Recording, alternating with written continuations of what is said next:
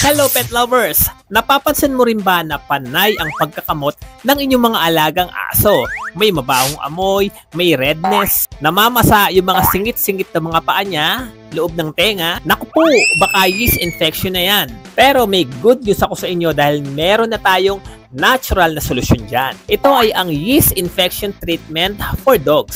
Meron itong Powdarco na kilala bilang natural antifungal at antibacterial. Tumutulong itong labanan ang yeast overgrowth at iba pang skin infections. Meron din itong Golden Seal. Ito naman ay kilalang natural antibiotics. Tumutulong ito sa immune system ng ating mga alagang aso para labanan ang mga harmful na bakterya at fungus. Meron din itong ginger na kung saan nakakatulong ito sa pangangati at pamumula ng balat. Meron din itong marshmallow root na kung saan gumagawa ito ng protective layer sa balat para mapabilis ang paggaling at maiwasan ang further irritation.